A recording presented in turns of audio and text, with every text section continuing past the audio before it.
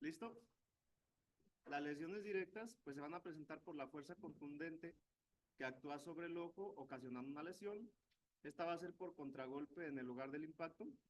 Por lo tanto, se va a ocasionar una lesión de contragolpe en la parte opuesta del ojo, ¿ok? Las lesiones indirectas pues van a ser traumatismos cerrados que van a generar compresión del globo ocular. Esto va a ser seguido de una expansión lateral, generando una ruptura de las capas visiblemente débiles.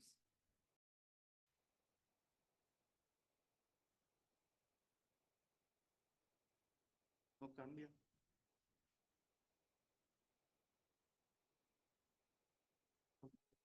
Ah, ya.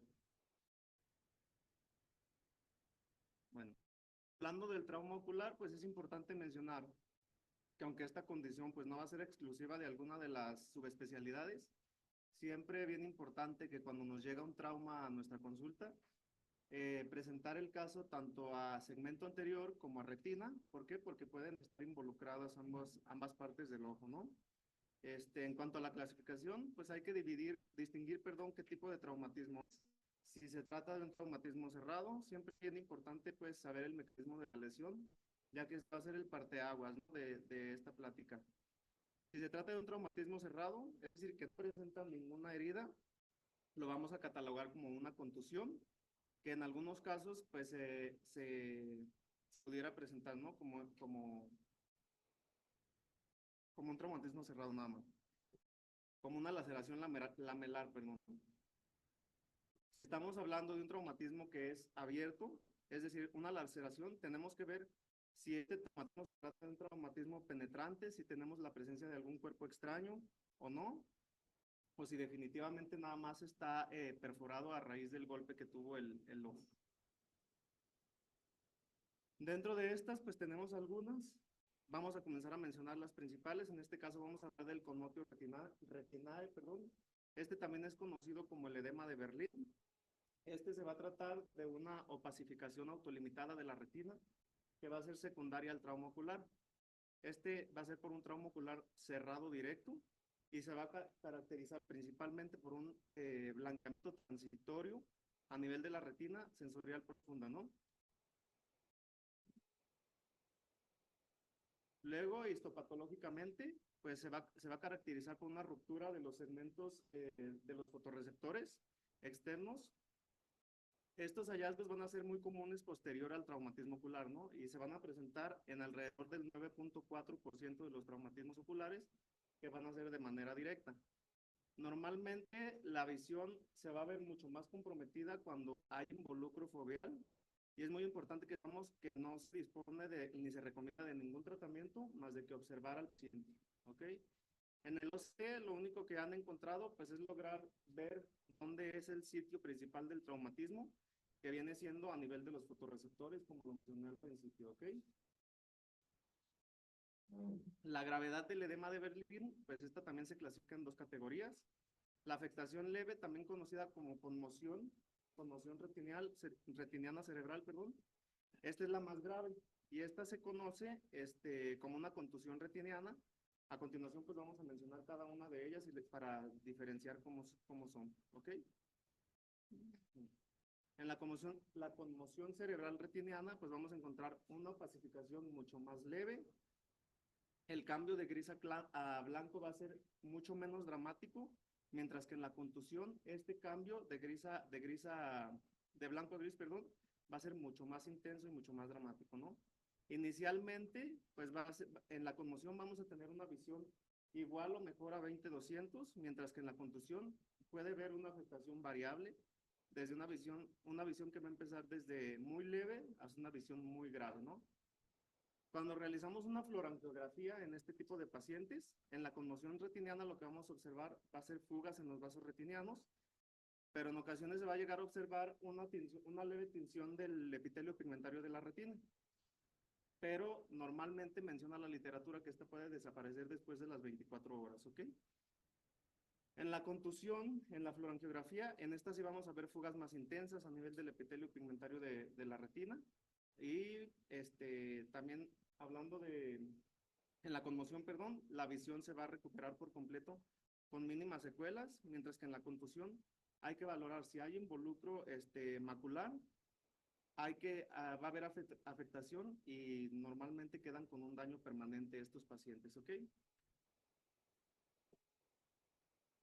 Otra de las afectaciones de las que vamos a hablar va a ser de la ruptura coroidea.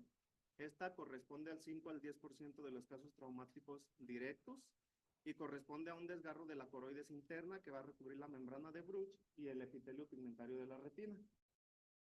Esto se puede presentar en traumatismos tanto directos como indirectos. En el caso del traumatismo directo, menciona que son relativamente infrecuentes y tienden a ser paralelas a la hora serrata, mientras que las indirectas van a ser el resultado de una lesión de compresión en polo posterior del ojo, y menciona que estas van a ser las más comunes, ¿ok? Las indirectas en la ruptura coroidea.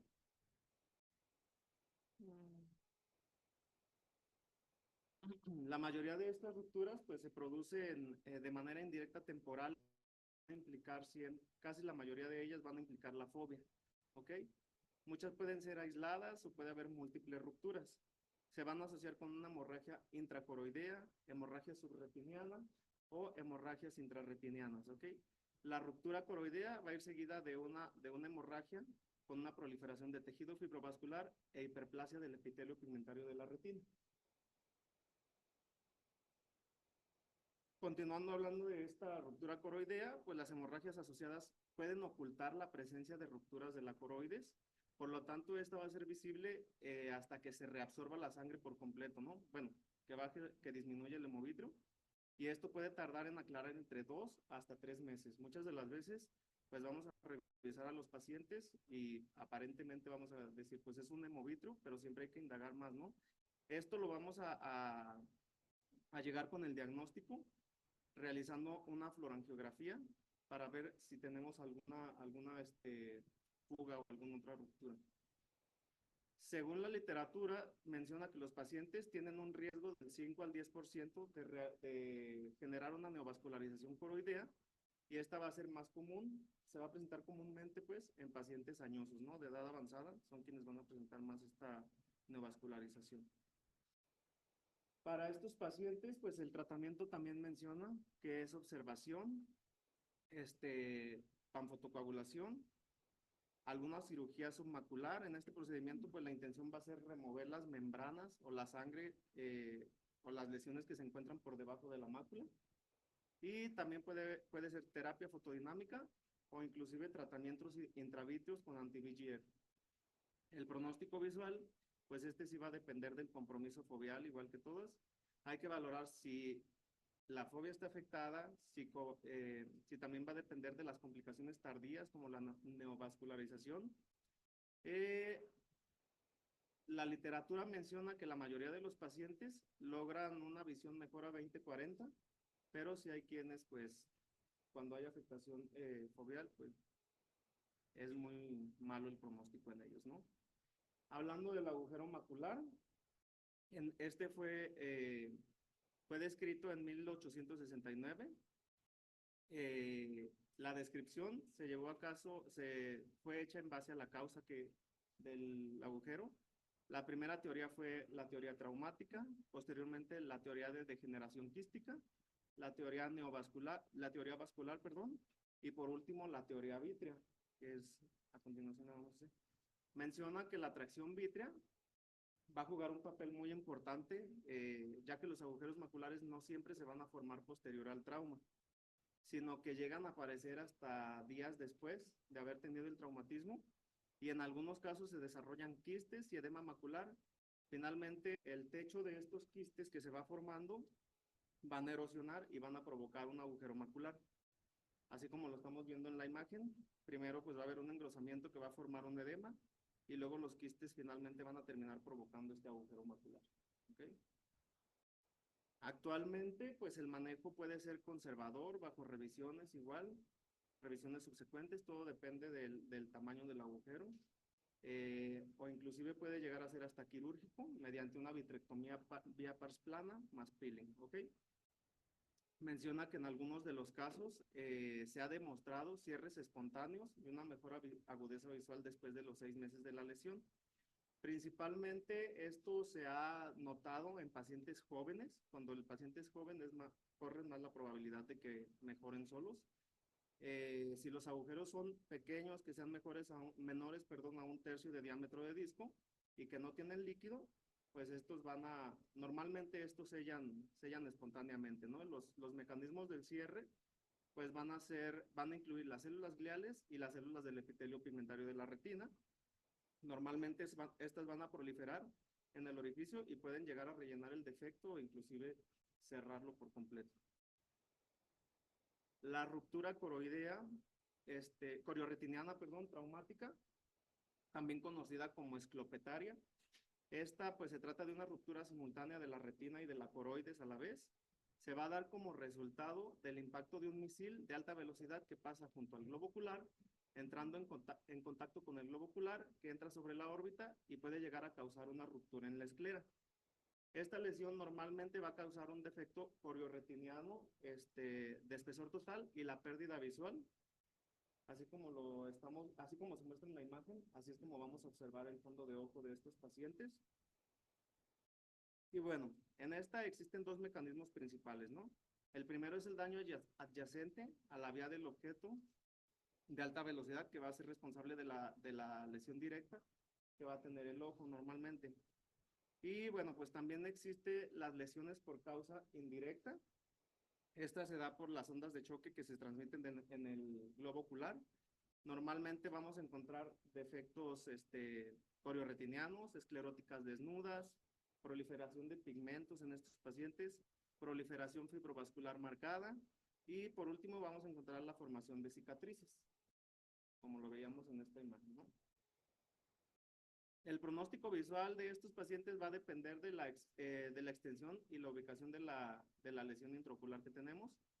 También hay una probabilidad de presentar un desprendimiento de retina. Esta probabilidad menciona que en estos pacientes pues es baja, pero no hay que descartarla, ¿ok? Siempre hay que tomar en cuenta que puede llegar a suceder. Al principio el tratamiento en estos pacientes va a ser igual observación, pero ya cuando encontramos un desprendimiento de retina o algún hemovitrio que no cede, pues ahí ya vamos a entrar a realizar quirúrgicamente una vitrectomía, ¿ok? Posteriormente vamos a hablar de los desprendimientos de retina traumáticos y condiciones asociadas. Primero pues vamos a hablar de los desgarros traumáticos del epitelio pigmentario de la retina. Hay que tener en cuenta que esta es una complicación muy rara y que se da más que nada cuando la fuerza traumática sea de tal magnitud que provoca un desgarro en el epitelio, ¿ok? En el epitelio pigmentario. Menciona que debe de ser tan fuerte esta fuerza traumática que ocasiona este desgarro en el epitelio, pero no tan fuerte como para provocar un desgarro en el epitelio y además un desgarro en la membrana de Bruch. Realmente nada más el daño es a nivel del epitelio, como sucede en la ruptura coroidea. El área hipopigmentada va a corresponder a la ruptura del epitelio pigmentario de la retina, así como lo vemos aquí en esta imagen. Por lo general vamos a observar como un rollo que está pigmentado, que va a ser este epitelio. En este tipo de patologías o traumatismos, lo que vamos a observar en la fluorangiografía va a ser un defecto en forma de ventana, que va a ser donde se encuentra el área de pérdida del epitelio pigmentario, ¿ok? Y lo mismo, el pronóstico visual va a depender del involucro que tengamos a nivel de la fobia. Luego tenemos los desgarros traumáticos, los desgarros y desprendimientos de retina traumáticos. En estos, pues tenemos los desgarros en herradura, los orificios operculados, aquí está una imagen de cada uno de ellos, los orificios maculares y la más común, la diálisis retiniana, que a continuación vamos a hablar un poquito más a fondo de esta. Esta se trata pues de un desgarro retiniano circunferencial. Normalmente este se va a ubicar a lo largo de la inserción marginal de la ora serrata. Va a presentar entre el 8 y el 14% de los desprendimientos de retina y estos normalmente van a ser causados por un golpe con puño, ¿no? Son estos pacientes que se pelean. Este va a ser el mecanismo del trauma. Los síntomas que van a presentar estos pacientes normalmente nos van a llegar con una pérdida de campo visual, refiriendo visión borrosa, fotopsias o flotadores que ven de repente, ¿no? Normalmente, al momento de la lesión, los pacientes se pueden presentar asintomáticos, menciona la literatura, pero pueden aparecer los síntomas hasta después de un mes de la lesión, ¿ok? De meses, un mes o de meses de la lesión, ¿no? Normalmente, pues los signos de cronicidad que vamos a encontrar en esta fundoscopía de estos pacientes van a ser las líneas de demarcación y los quistes intrarretinianos. Y bueno, es de suma importancia recalcar que a pesar de que normalmente predominan el cuadrante inferotemporal, también puede llegar a afectar otros cuadrantes. Hablando de la avulsión de nervio óptico, esta normalmente las causas van a ser por accidentes en bicicleta, accidentes automovilísticos, o menciona también que los pacientes que practican baloncesto, también muchas de las veces son quienes presentan este tipo de traumatismo. Normalmente esta es muy poco común, pero cuando llega a suceder es devastador para los pacientes. Normalmente te va a llegar el paciente refiriendo que recibió un golpe o que tuvo un accidente y que en automático perdió la visión. De esta tenemos dos tipos. Tenemos las completas o las parciales. La completa, esta va a implicar las fibras del nervio óptico que se van a desinsertar de la retina, de la coroides y del vítreo. Asimismo menciona que la lámina cribosa se va a retraer a lo que viene siendo el borde escleral, dando como resultado un ojo ciego, y vamos a encontrar pacientes con una pupila fija y dilatada normalmente. ¿Okay? Tratamientos no existen, ningún tratamiento quirúrgico o médico que sea eficaz. Sin embargo, menciona que se ha demostrado que el uso de corticosteroides a dosis altas y la descompresión, perdón, del canal del nervio óptico pueden llegar a ser eficaces en estos pacientes, ¿ok? Pero no en todos los pacientes funciona. Ha funcionado solo en algunos. Las coriorretinopatías por lesiones oculares indirectas, vamos a hablar a continuación de esta. Vamos a hablar de la retinopatía de Purcell, se me complica decirlo. Esta se entiende como múltiples áreas blanquecinas, vamos a ver en el fondo de ojo, perdón, múltiples áreas blanquecinas y hemorrágicas, en lo que viene siendo pues el polo posterior. Los mecanismos fisiopatológicos de estos pacientes va a ser embolización de la grasa, lo cual va a conducir a una oclusión de la arteria de la retina, provocando normalmente un angioespasmo y una extravasación linfática, ¿ok? Los síntomas en estos pacientes, pues va a ser agudeza visual. Pueden empezar los pacientes a referir, tuve una baja de la visión mínima, pero hay quienes pueden llegar desde una agudeza visual mínima hasta un movimiento de manos, ¿ok? Entonces hay que tener mucho cuidado con eso. Las anomalías agudas de estos pacientes, pues vamos a encontrar las áreas conocidas como Purcell-Flecken. Estas van a ser múltiples áreas directas de blanqueamiento en la capa interna de la retina, como lo vemos aquí. Vamos a poder, estas normalmente se van a observar entre las arteriolas, las vénulas, y también podemos observar cómo se observan algunas hemorragias retinianas aquí en el fondo de ojo. Normalmente vamos a encontrar también hemorragias en punto y mancha, exudados algodonosos o edema también de disco óptico.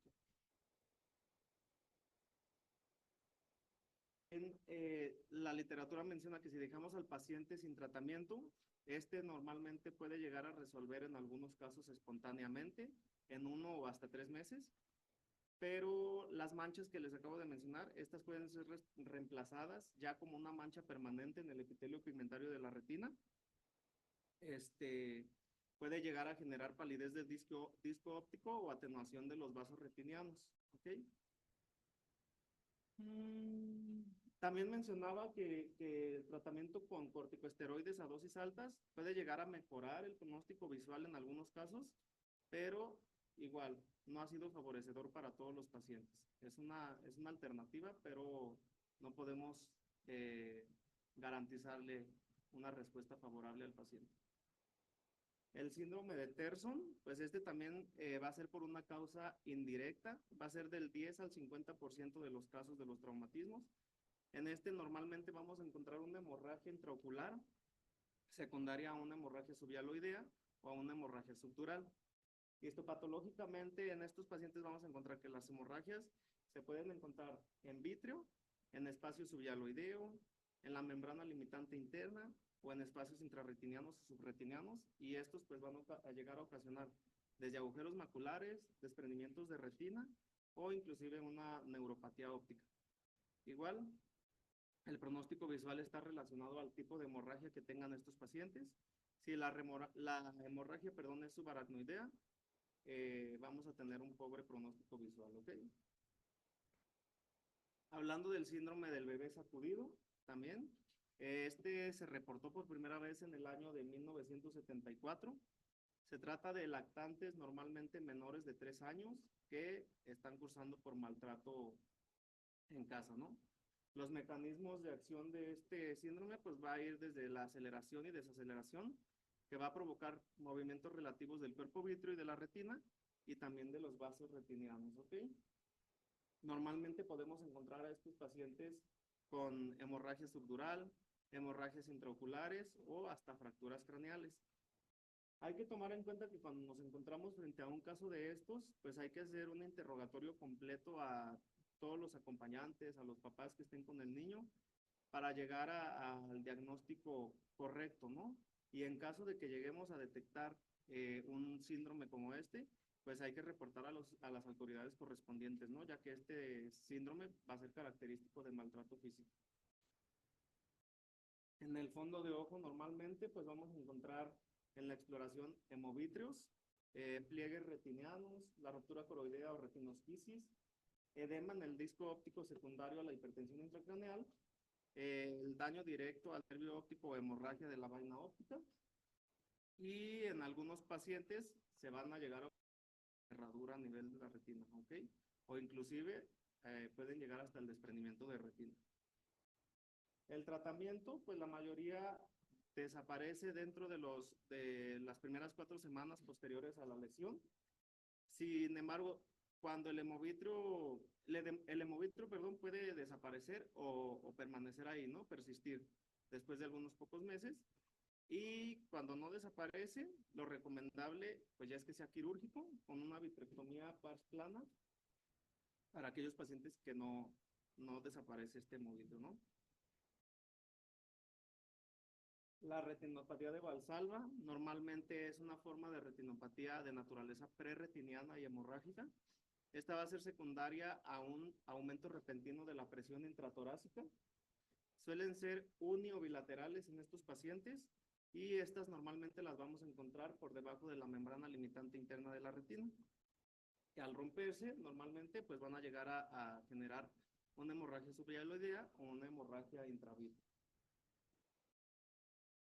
En el OCT de estos pacientes, pues los vamos a utilizar más que nada para distinguir si la hemorragia es subyaloidea o si es una hemorragia que va por debajo de la membrana limitante o que sea combinada, ¿no?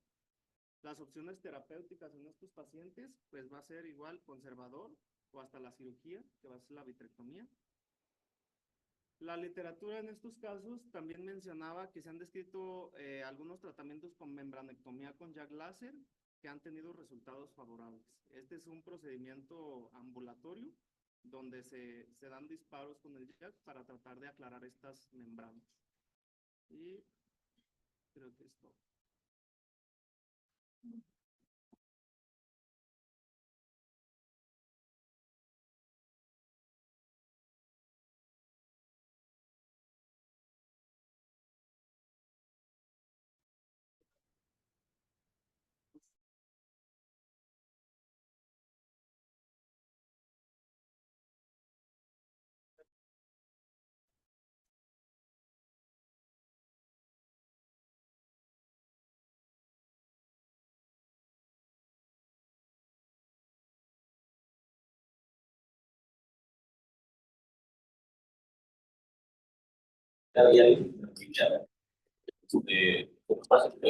Tiene miopía magna, menos 24, tiene diálisis retiniana, necesitamos operarlo de factor refractiva.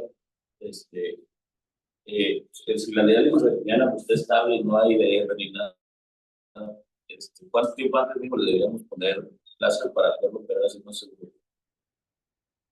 Pues tu pregunta está demasiadamente rara. O sea, te metiste acá como en un rollo bien loco. pero pues dale láser y si te aguanta el láser, después de unas 3 semanas yo lo operaría. Sí, se supone que las 2 semanas ya cicatriza bien el láser, pero pues hay que ver el origen de esa diálisis, ¿no? Si fue traumática, no creas que te va a dejar dar láser bien bonito ese ojo. O sea, te metiste en un rollo bien loco. Si pusiste caso, miopía magna, diálisis y cirugía refractiva, ¿no? Está raro, pero si logras darle láser a la diálisis y que no se siga desprendiendo, el tono está bueno, y tiene buen pronóstico, pues sí, sí lo puedes operar, de preferencia después de la 3.ª semana, doctor. Pero sí, está rara tu pregunta.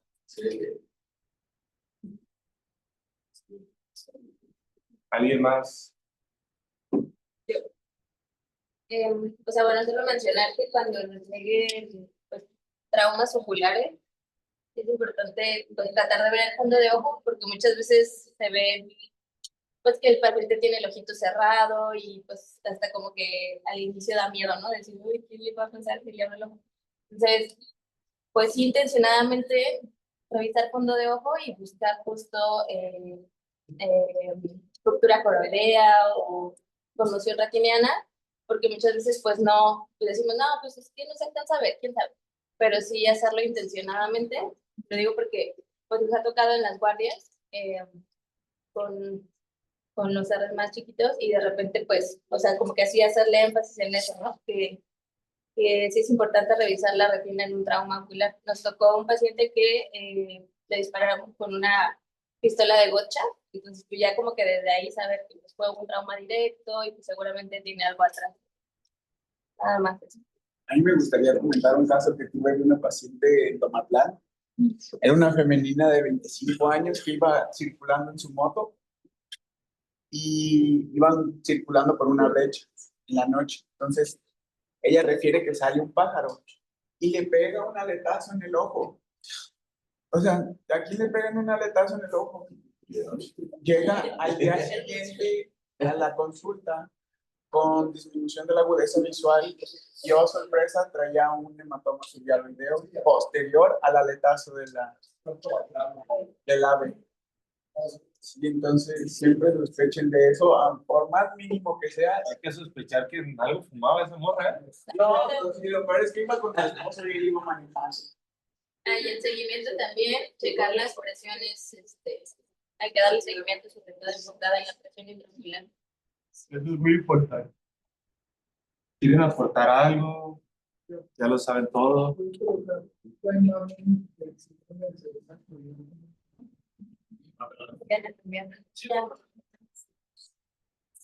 Hay unas manchas rojas con puntos blancos en fondo de ojo. Cuando no sospecha un síntoma de Graves de esas manchas, como diagnóstico diferencial, están las manchas de Roth. Y eso también puede estar en endocarditis bacteriana y en leucemia. Entonces, antes de uno pues,